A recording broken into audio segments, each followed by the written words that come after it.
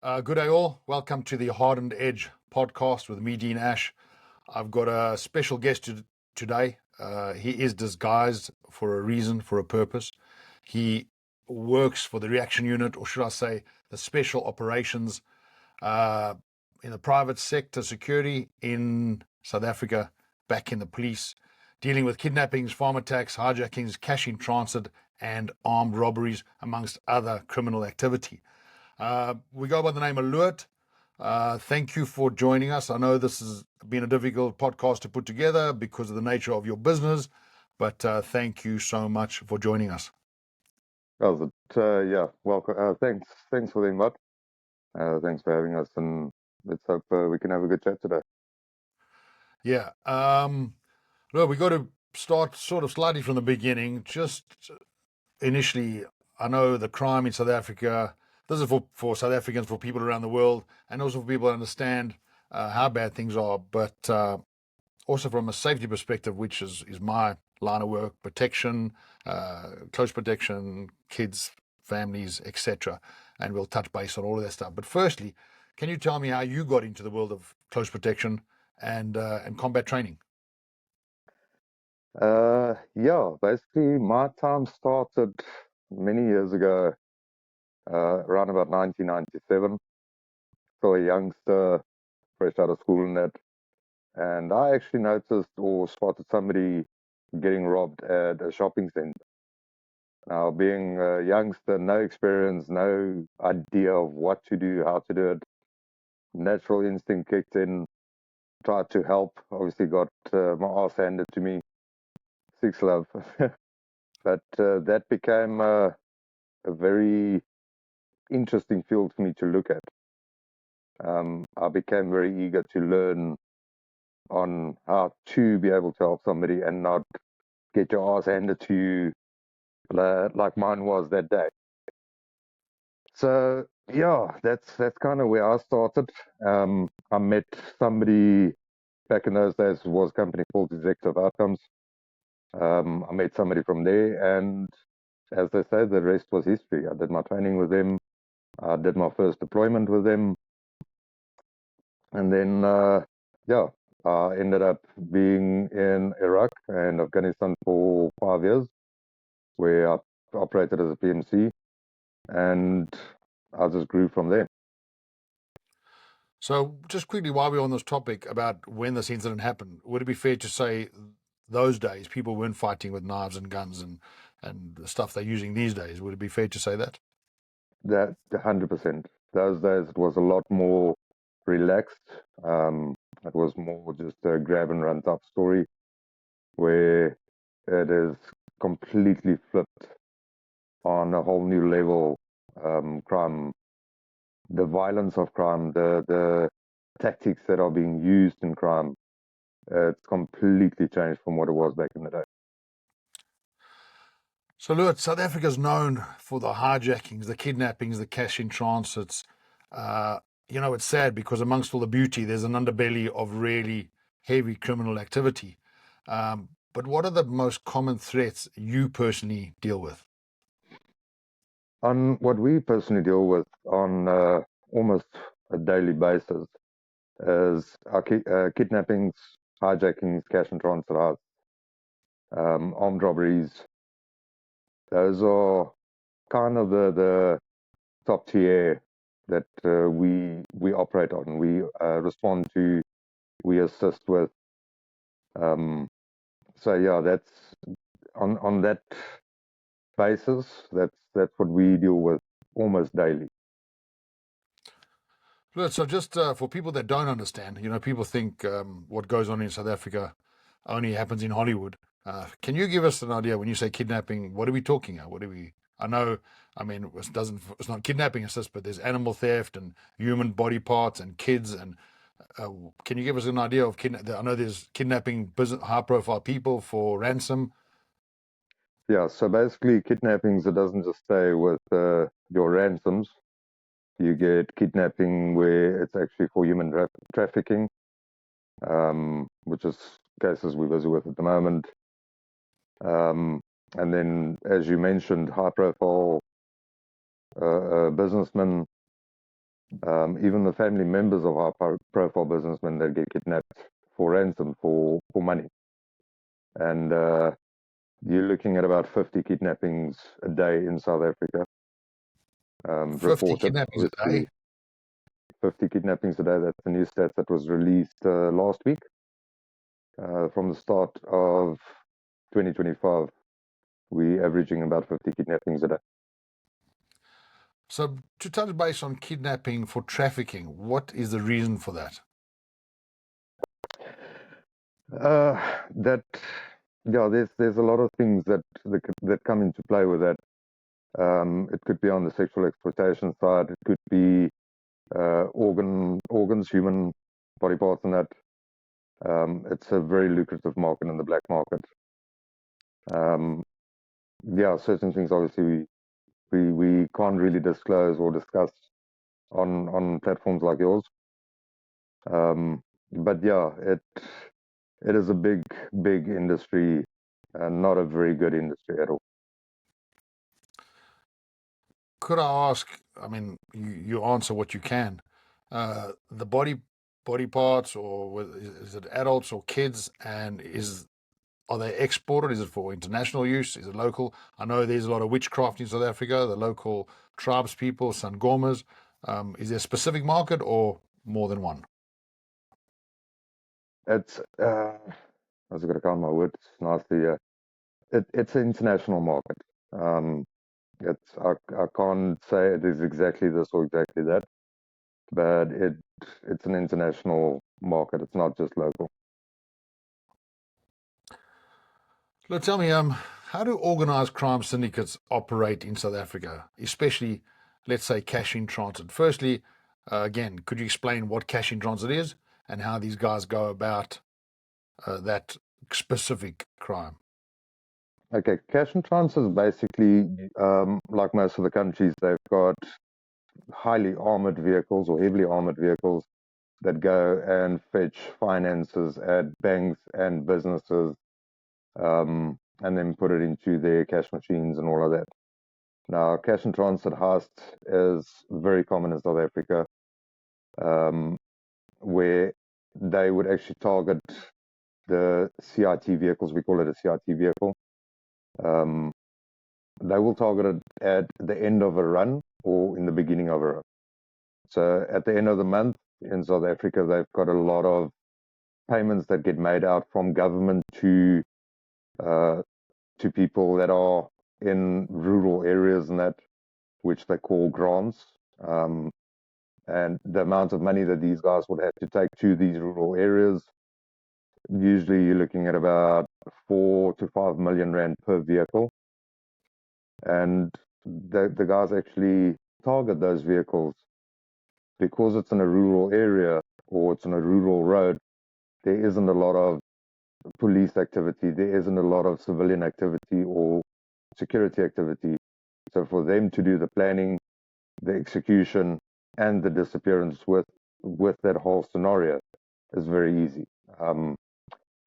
And yeah, I mean, if you take, let's work on the number like with the kidnapping as well. Let's say there's up to date for this month, there was 37 in the last 2 months, CIT heists. And you take 37, 2 months. 30, that's it, throughout South Africa. If you take 37 times, let's just call it, what, 4.5, 5 million per vehicle, you're looking at close to 100 million rand in the last 2 months that's been taken from these vehicles. That's So for insane. any organized crime syndicate to have that kind of cash flow to fund their operations on other things, it's very, very easily done. So the CRTs are also, I mean, it is military style, tactically planned. It's executed to the T. Every person, there's usually 15 to 20 guys involved in it. Everything is planned out. The vehicles that will be used, high-powered vehicles that can reach high speeds, which a lot of our law enforcement in this country don't have. Um, and yeah, high caliber weapons. It is. I mean, you talking about normal guys going up to military style arms and that. It becomes a challenge. So the little bit I know about the CRT is obviously it's a moving vehicle. They got to stop this vehicle. Uh, they got to stop it. Apparently, they got jammers to block signals so people in the truck can't phone for help or assistance. They got to blow this thing up to get to the access to the cash. Can you give us a little rundown, like how does this all work and how long does it take? The most common way for them to do it is actually they use luxury vehicles that are very advanced in safety features and that, like airbags and all of those things. And you'll actually have one guy that will ram the vehicle, do a head-on collision with it, which is what they do 90% of the time. And that will actually force the vehicle to stop. And like you mentioned with the jammers, the guys actually activate the jammers during that whole process where you can't get any signals out, you can't get any tracking units to send collision reports or anything. Their alarm systems in the CRT vehicles can't trigger because the signals can't get out. And then what the guys do is they use explosives that they get from certain places, like the mines and all of that, which they actually then put onto the vehicle, and they detonate the explosives to blow up the whole side of the armored vehicle. And I mean, it's a big explosion. The internet is full of videos of it. And then you'll have your extraction guys, which go in, they take the money, load it into the other vehicles. You'll have your gunners, which is the guys with the firearms. They'll shoot randomly just to keep the people away in that. And then they all jump into vehicles and onto buckies. We call it buckies. Across the big blue, they'll call it trucks, small trucks. And the guys disappear.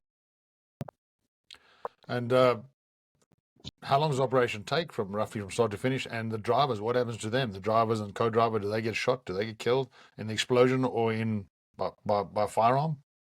Yeah, if the guys in that are driving the CRT vehicles, obviously the security guards, if they comply, then a lot of times they are let free.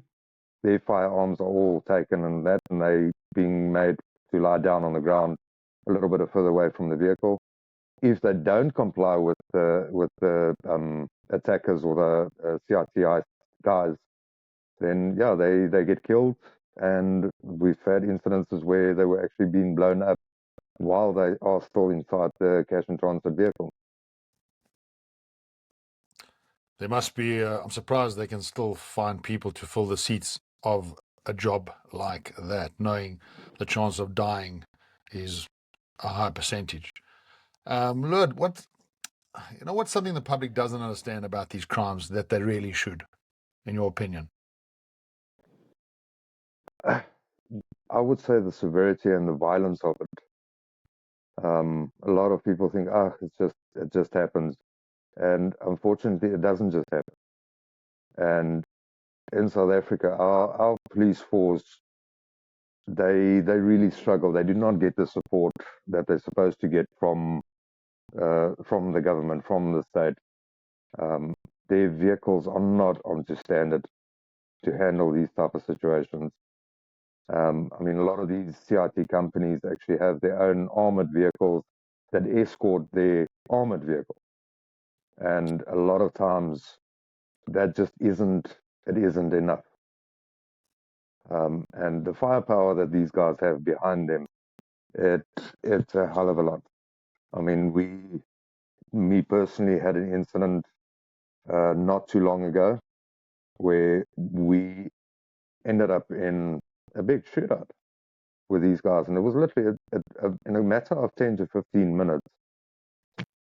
It was a full-on war on a main road, which people, I don't think people understand what it feels like to be in war, to be in full contact, having AK rounds flying down towards you. You actually hear it pass your ears as they come down. And I mean, these oaks are you're talking about 10 guys with AKs, and you are 2 guys with your sidearms and R5s or whatever you are using, DM4s, which is 223s. So yeah, the AKs, they do hit a little bit harder than the 223, which is a little bit quicker. But yeah, it's not a nice feeling and not a nice situation to be in. Look, I mean, the information regarding the movement of the trucks, they can't suck that information out of their thumb. Where they're getting this information from? Obviously, I know in South Africa, money buys you, I would say, anything, very close to absolutely anything. So they must be paying for information. The intelligence is coming from probably people inside the bank or truck drivers or the CRT drivers, should I say, or maybe even police if possible. I don't know. What's Yeah, your unfortunately, that is a very true statement. Um, a lot of people say, "Oh, but they can just view the vehicles," and it's not always just about seeing the vehicles move around. A lot of time, the information that you need is on how much is in that vehicle, how much are they picking up. So a lot of the intel will come from inside information, and then also a lot of times delays for SAPS, for the police to respond to these things, as insider delays, meaning that we have corrupt officials that causes delays in these responses purposefully, obviously. purposely, which unfortunately is the harsh reality of it, and that's where we as the private sector come into play, where most of what we do, we work on sponsorships that sponsor our softwares, and we don't charge people to do the responses. I mean, we've got farm attacks happening all over the place, and it's us in the private sector that are always the first responders. We are always first on scene. We are always the first ones to try and find out who, what, where, and when. And unfortunately, that is something that is a daily reminder on corruption on state level. But I'll talk about the drivers going out to work and possibly dying every day, but it seems like you in that very same boat, which is sad in a way. But can you tell us, if you guys are private special ops back in the police, how do you guys got police radios, or how does the information come through? And obviously, if you can answer these questions, how do you get the information? And are you limited to how your reaction, what you can and can't do? Yeah, look, we are limited on what we can and can't do. Fortunately, we how do we state this? We do have a lot of people that we communicate with, that we deal with on a daily basis, and a lot of these people will actually phone us up and say, "Listen, guys, please can you assist us?" Because they don't have the resources or the manpower for it. Then we'll go and actually assist on under their wing, basically. So we will fall into their bracket. We will operate on their bracket, without any markings of who we are on the private sector. And unfortunately, it does happen quite often. We've had where we were actually phoned from head members of units asking us for assistance because they just didn't have manpower or the firepower to handle the scenarios. That's as much as I can say at the moment on where the information comes from.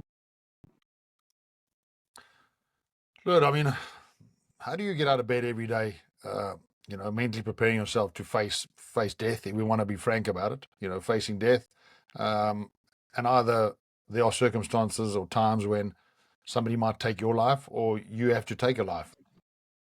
Unfortunately, That's actually a very, very hard question. I think the first thing you do in the morning is when you wake up, or even at night, or you walk out the door, put your hands together, say thanks for the opportunity to begin, and you ask for guidance and blessing from God above. And then my wife actually did a very interesting thing not so long ago, which she says the most beautiful sound when I get up is the Velcro off your bulletproof. That Look, just one means that second. you are still alive. There's something scratching on your mic. 1 second. Was it? Just talk again. Better? That's much better. Sorry, can you just repeat? I heard the wife part. Can you just repeat that sentence? Yeah, so there's one beautiful thing that the wife said to me a while back. Is the most beautiful part, or the most beautiful sound she hears, is when the sound of Velcro, which is off your bulletproof vest. That means that I've made it home. I've made it through another day. Oh, that's that's a hair-raising statement sentence there. To think, obviously, hearing the husband being able to actually undo your Velcro on your bulletproof vest means you have survived the day, literally. There we go. Absolutely. Good. I mean, do you believe violence is sometimes the only answer to crime in South Africa? Because how else do you deal with this? It's going to sound harsh to say it, but violence is the only thing they understand. Violence is what they give to the public. Violence is what they give law-abiding citizens. So the only language they understand is violence. It's Tell me, carry on. yeah, it's for you as an operator, you need to be able to actually detach yourself from emotions to deal with some of these elements, which is the harshest of the harsh. They've got no consideration for you, no consideration for life, no consideration for your family. And unfortunately, you have to deal and operate on the same level that they give out to the public. Look, somebody that does a job like yours, how do you decompress? How do you ever switch off? Do you sleep with a gun on your waistband? Do you go to the toilet with it, to the shower? Is it under your pillow? What sort of life do you live? Because you're probably living in a safe zone or a safety zone in your head permanently. Yeah.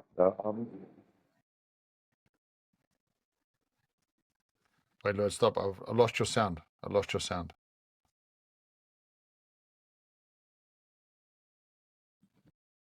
Maybe it's on the connection.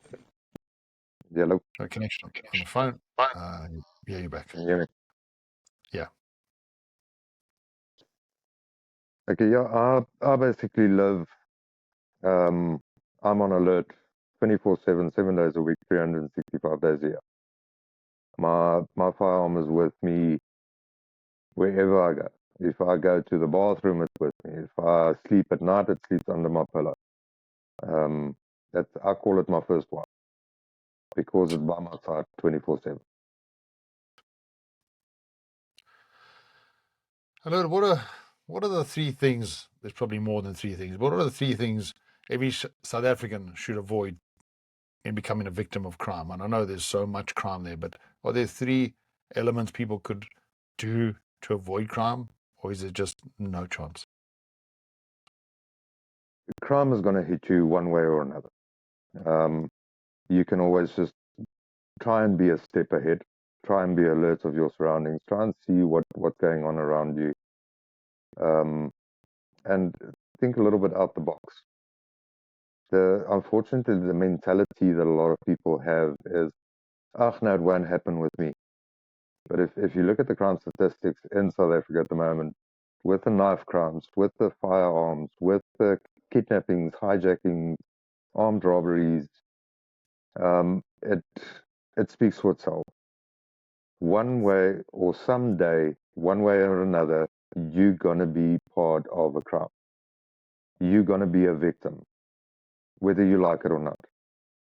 whether you put yourself in that situation or not. You could be driving on a highway, on a main road, standing in traffic, and you become a victim of crime. Unfortunately, that is the harsh reality. The only main thing that I can say is get training behind you to know how to handle the situation. None of this, I've seen so many people try and do self-defense training videos and step on his toes or step on his heel and poke him in the eyes. The harsh reality is that is not self-defense. That ain't gonna help you jack shit when you're out in the streets. We deal with knives and firearms and serious crimes and low serious crimes on a daily basis. Train it as it would be in the street. Train it with the right mindset, the right people, the right reality of what is actually true out there. That's what I can tell people. Just do your research properly and stay alert. Look, I know we're discussing South Africa as a whole here, but to extend your recent statement, there's crime globally now, and we know it's in the entire world. It's a mess. There's nowhere where there's real peace, to be frank. So yeah, I mean, and sadly, me based in the UK, it's obviously not as bad as South Africa, but there are definitely signs and hallmarks of things becoming like South Africa, and the reason why I left there. But you mentioned training. Do you believe ordinary civilians should be trained in combat or self-defense? Absolutely 100% on that. And like you said now, the world it's turned upside down. And from what it was 20 years ago to what it is now, 20 years ago, yes, fair enough, you could do a little studio fight, which we now call mixed martial arts, and that would have been great. It would have helped you in that. But unfortunately, the threat levels has increased hundredfold. It is not just a street fight anymore. It has now become military-style war on the street. It is life or death. There isn't anything else anymore. Look, what's your advice to families and parents that raise kids in high crime areas? Now, people say there are safe places in South Africa. I know a lot of people who say to me, Cape Town's so beautiful, it must be safe there. I think the beauty masks the safety element. And I think, if I'm not incorrect, statistically, Cape Town's one of the most dangerous places in South Africa as a whole. If I'm not, correct me if I'm wrong. So people are by the sun and the sea and the mountains and the ocean and the whales and all that masks the actual crime. But yeah, it's dangerous everywhere. Yeah, now I'm going to get a lot of backlash for this. Cape Town they mask a lot of their crime due to their tourist industry, trying to keep the tourism industry going and that. But Cape Town's knife crime, kidnappings, hijackings is just as bad as it is in Johannesburg or in KwaZulu-Natal or in the Eastern Cape. But a lot of the crimes don't get reported on local news. It doesn't get reported in the newspapers. All of that gets hidden from the public. So once you've actually realized what is really happening on the streets, you actually get a better sense of how much is hidden from the public, how much is hidden from the world, so that they don't know what is actually going on, so that the tourist industry can keep on going, so that they can try and market South Africa on a level of safety, which unfortunately it is not all bells and whistles and sunflowers and sunrises, and that doesn't touch the edge of the actual crime stats in this country. Look, a little bit of homework I've done, and I don't have a precise figure, but according to my research, it shows across South Africa, and this might make people understand how bad things are, there's 2.7 million registered security companies. Obviously, we know some of them are a bunch of jokers, or most of them are. But does that figure sound about right? That does sound about right. That's just the registered companies. Now you're talking about NPOs, which is non-profit organizations. I mean, we work with a non-profit organization which is around the whole of South Africa, which is called CCIN, which is the Civilian Crime Intelligence Network. Now, they're not registered as a security company, but they handle the role of a lot of security companies. So for missing persons and that, a lot of information gets put through to these type of companies, where they unify a lot of the private sector and law enforcement sectors to try and solve crimes, or to try and recover people that were kidnapped, or try and find information of CRT heists that happened, or of armed robberies.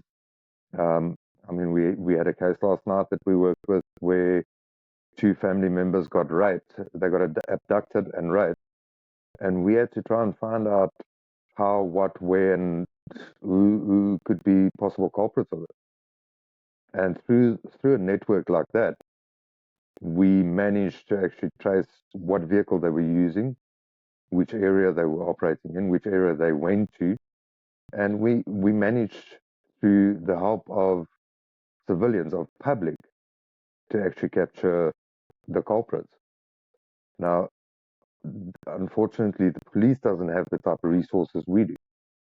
Because of the civilian aspect of it, everybody's got to look out. Everybody sees anything that is happening in the street.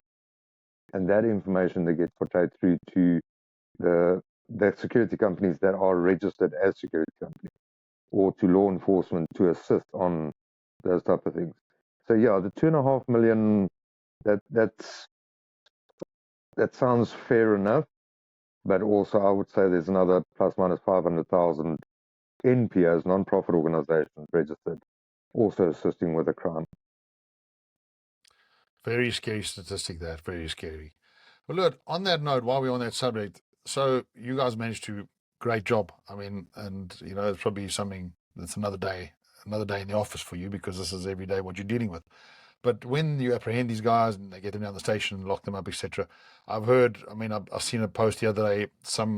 They caught a guy that murdered some older fella, and he got out on a 4,000 rand bail, which is equivalent to, in British terms, £800 and roughly $1,000 off the top of my head. Do these people ever get prosecuted? Do they serve time, or do they just get let out on bail and then disappear and go on the run? Yeah, that's a very unfortunately, our system is very, very broken. We've had incidences where guys committed hijackings. I mean, the owner of the vehicle was shot. Luckily, they didn't pass away. They survived. It wasn't lethal. But we caught the guys in possession of the vehicle, and they actually got let out with a 200 rand bail. Now, 200 200 rand is, if you put that in pounds, what's it, like 20 pounds or 10 pounds or something? £10. Uh, £10. That's what they got released on. And the case is still ongoing, and this is 7 years later. And they're still out on the street. They're still committing crimes. We've caught guys that have been caught before, several times. I mean, the one suspect, we've arrested them probably about 4 times already, and they're still just out on bail for a case they did 5-6 years ago.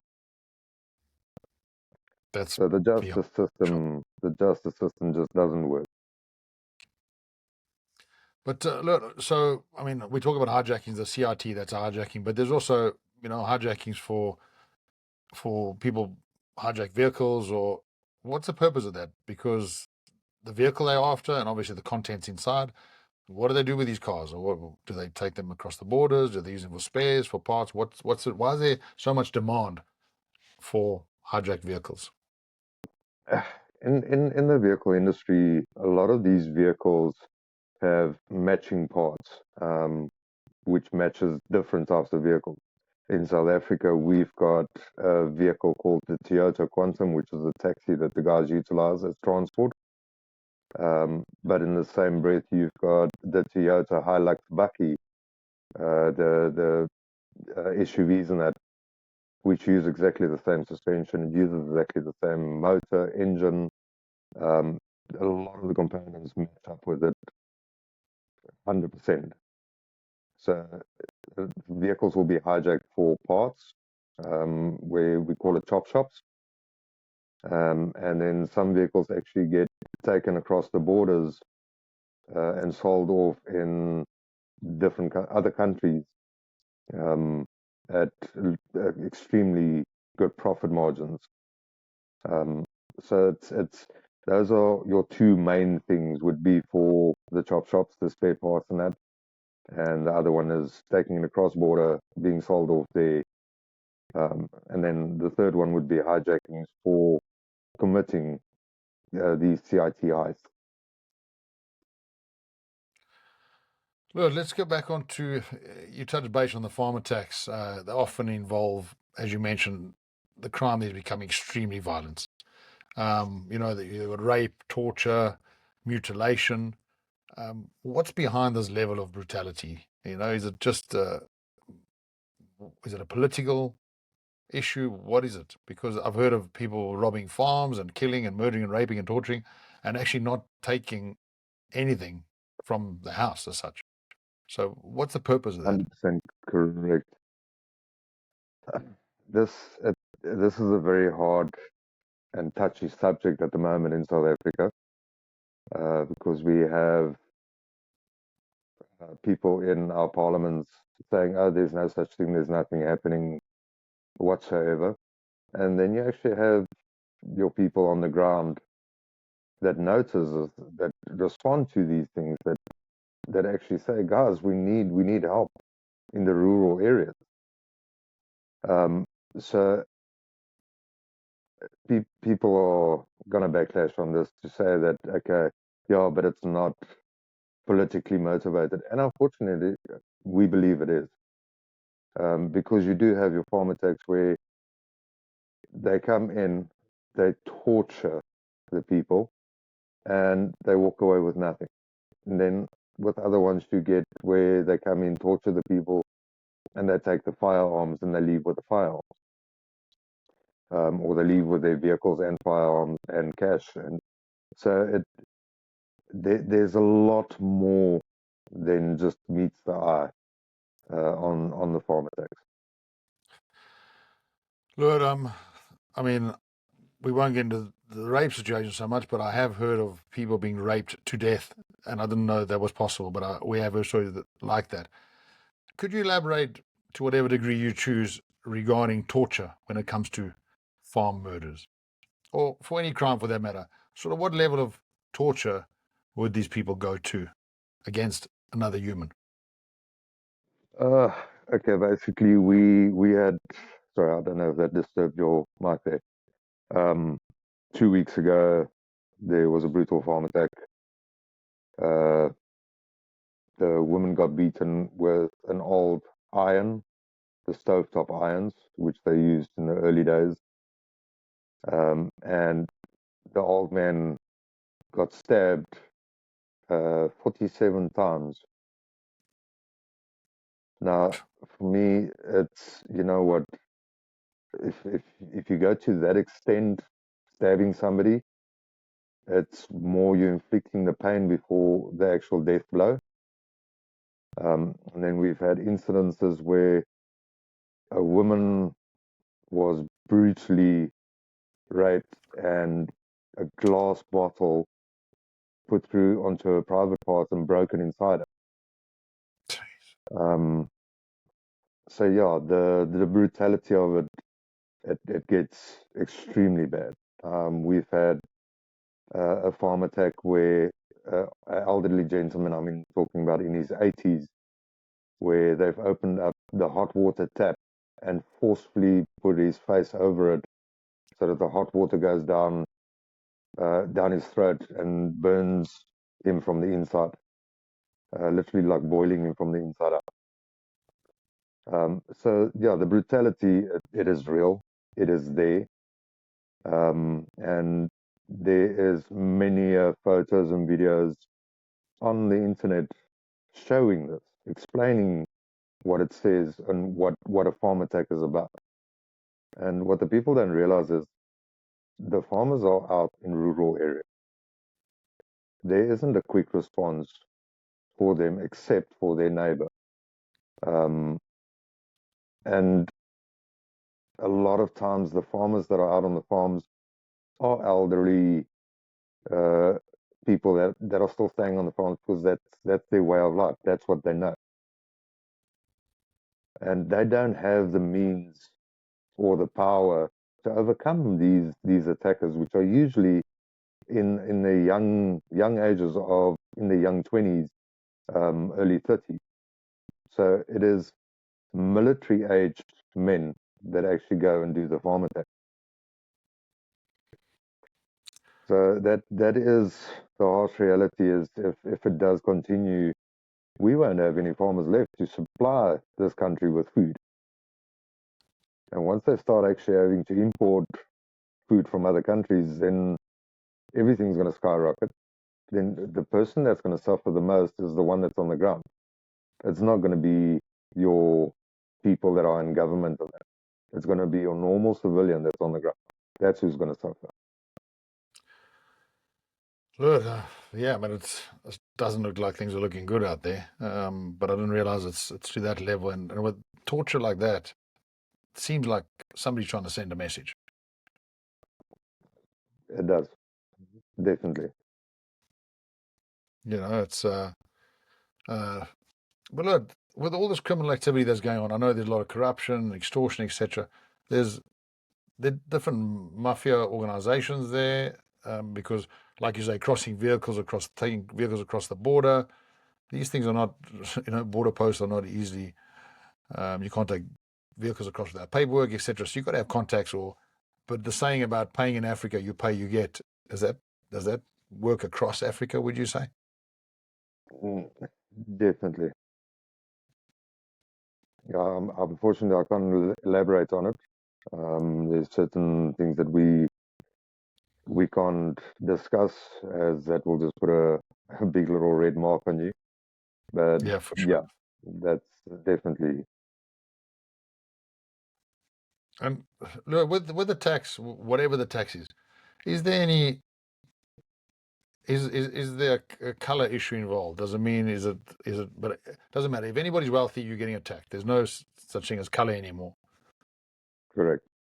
Yeah, no, it's, color doesn't have a play in the crime circles. Obviously, most. Yeah, no, just leave it at that. Yeah, color doesn't matter what color is. You're gonna get attacked on the crime side. Look, as I mentioned, there's crime globally. I've seen a lot of crime in the UK as well, and some of it's not reported because they're obviously trying to keep things hush. But there's talk of people uniting and forming their own groups, vigilantism. And I know in South Africa, in the rural areas, some of the locals, they'll take the issue into their own hands. Does that happen? And if it does, how do they deal with it? Because the police are so stuck with resources. Yeah, it's there's definitely they call it forums, where civilians will take matters into their own hands because they're not getting any support from their police or anything like that. And when the police eventually do come through or do arrive on the scene, then the matter's already resolved. And a lot of times what happens is, I'll use one case which is very close to us here that happened, is a gentleman raped a young girl, and the community got a hold of him, and they basically beat him to death. And when the police arrived, they said, well, who did it? And the whole community stood together and says, nobody. Brilliant. So Brilliant. that for me is, I'm saying, well done. You know what, eliminating somebody like that from society that has no respect, no love, no care for our children, which our children are supposed to be our future. And to do that to a child, I do not agree with it. So I fully support the community in what they did there. And actually, I'm very, I'm gonna get backlash on this one as well, but I actually feel disappointed to say that I work with the police because of their incompetence on dealing with situations like that. But when it comes to women and kids, I could not agree more. Human life is important. I'm not saying men are not important, but when people attack vulnerable people like women and kids, and rape is so prevalent globally now, and I don't know why people think it's more acceptable. And that's a podcast for another day, because I lose my shit when it comes to that subject. I really do. Yeah, no, I cannot absolutely. understand how it's become so acceptable. Anyway, just to mention, guys, please like, share, follow, hit the subscribe button for updates and future shows. Look, while we're on the subject of vigilantism, there's talk about the locals also like setting fire. They call it giving them a tire. What does that actually Yeah, mean, or have you heard of it or seen it? it's actually called necklacing. They call it necklacing. It's what they do is they actually take a tire from a vehicle, they fill it up with gasoline, and they actually tie the criminal up, and they set the tire alight around his neck. So So yeah, the that's tire is full of gasoline and it's forced around his neck. yeah, it's Oh, that's forced so up until the horrible. upper body, and they set it alight. And the terminology for it is called necklacing.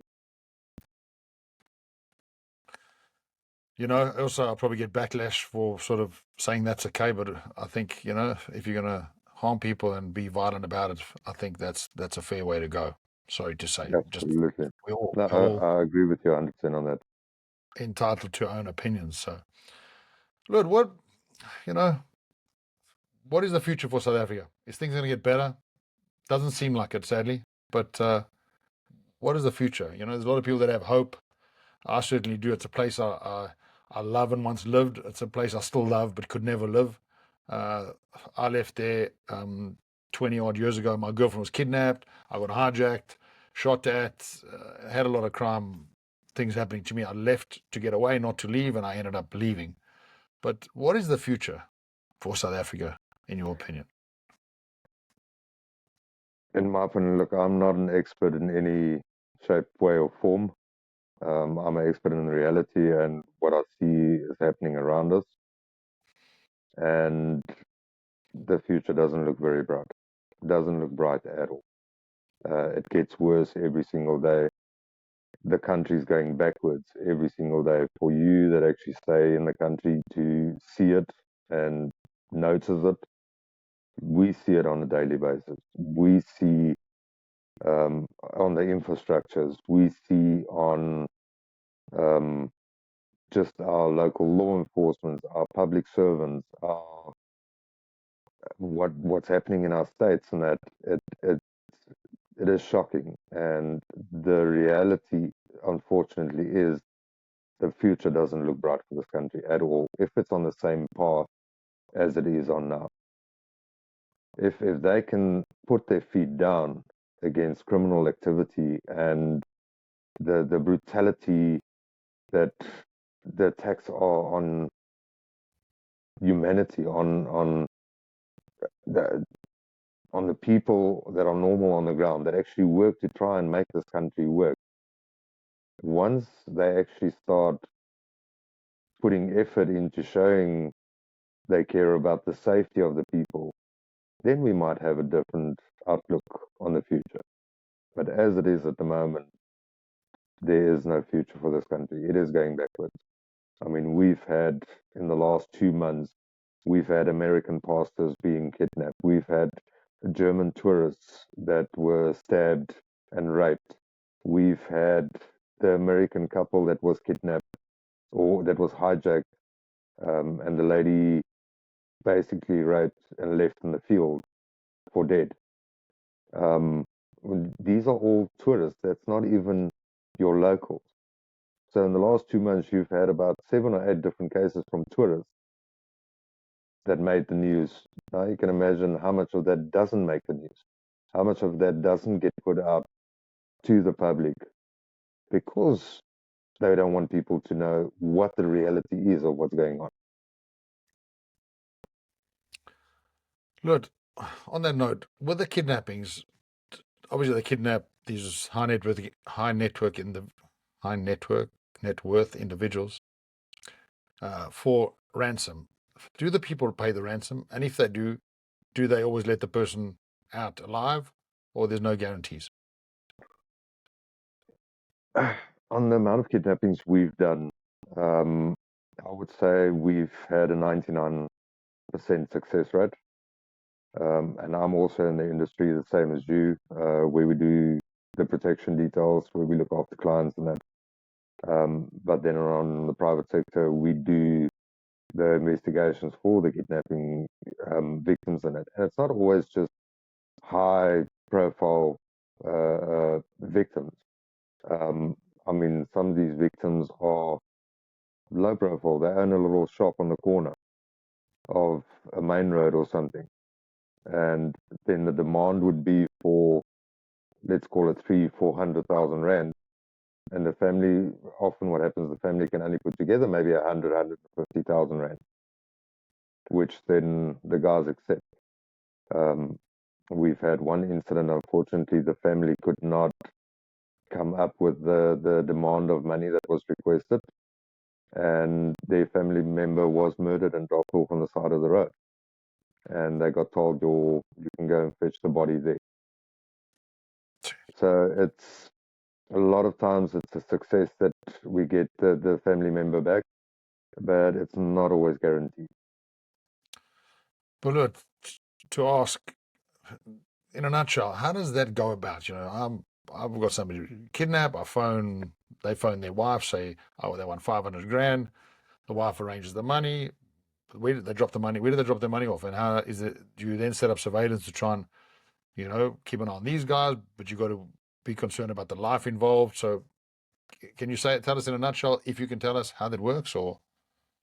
Um, all I can tell you is everything does happen very quickly.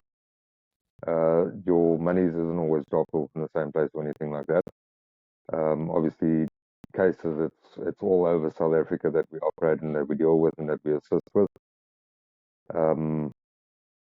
So yeah, that's the kidnappers would phone the family and obviously make the ransom, and then from there we handle it the way we should.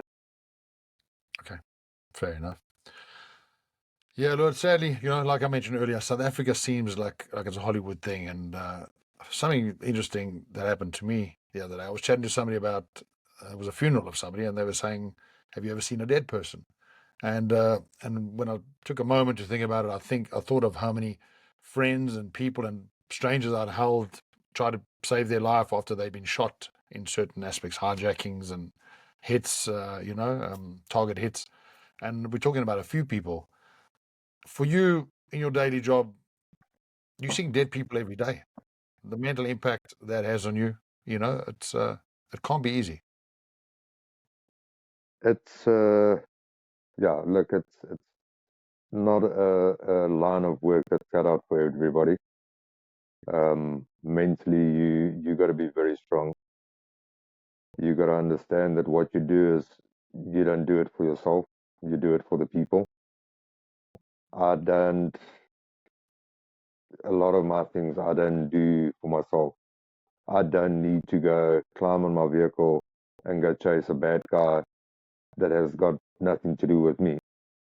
But at the end of the day, you have people in the public that don't have that ability to look after themselves. They don't have that ability to rely on somebody to come and support them or help them. And that for us, that is what you call a calling.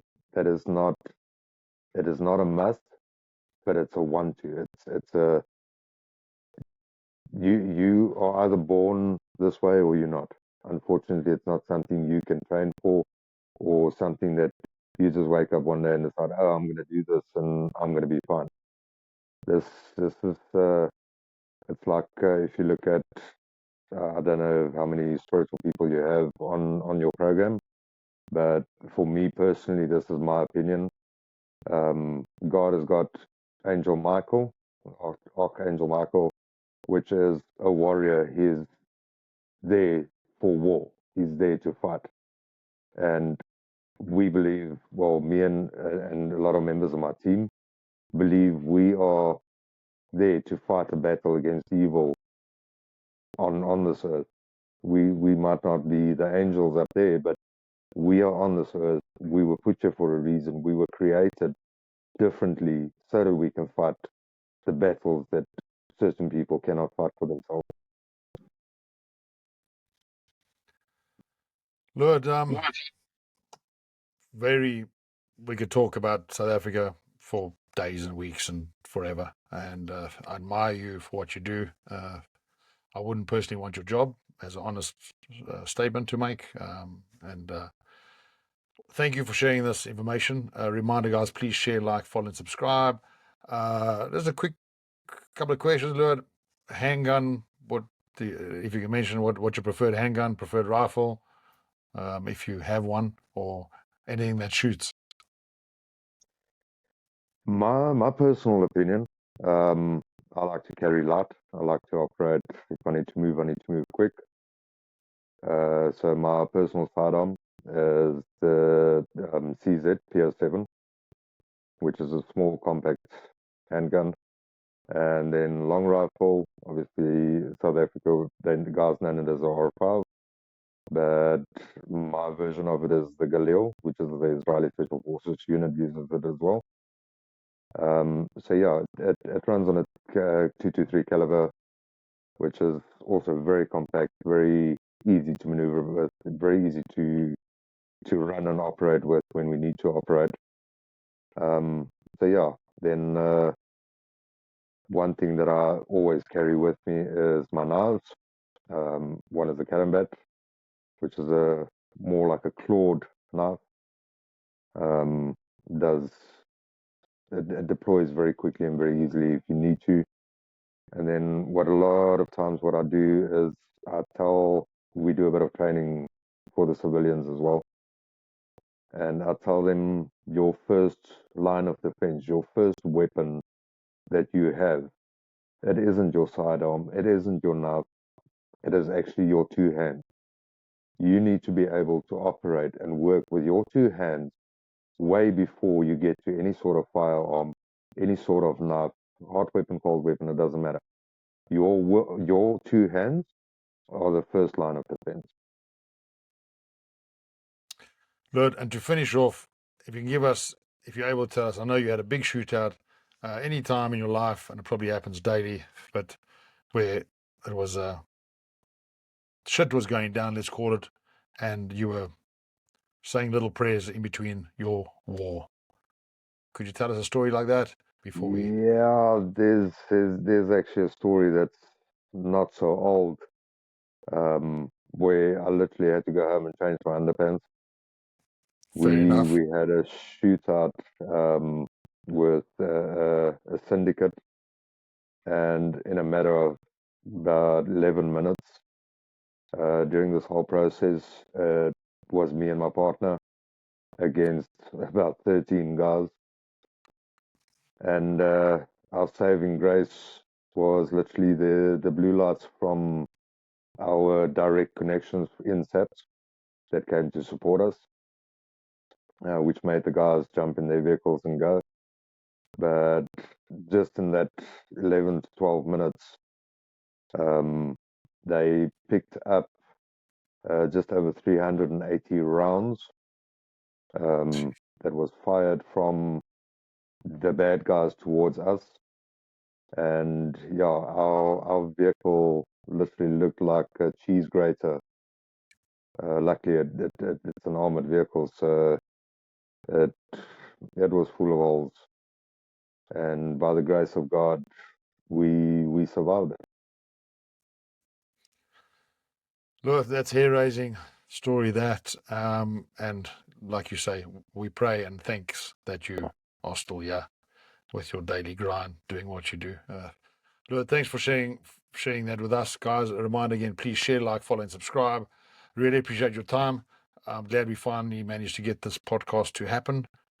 Wishing you, I don't know what words I'll give you, wishing you all the best, and prayers, thoughts and prayers with your daily life, and stay safe. Thanks a million. Absolute pleasure. And yeah, sorry I took so long to get to you guys and actually have a chat. Things were a bit busy. We don't always get all the time that we need. So look, what you're doing, saving lives, is far more important than what we're currently doing right now. So no problem whatsoever. Thanks, Lood. Stay safe and all the very best. yeah, so thanks, Dean. Much appreciated, and God bless you guys on that side as well. God bless.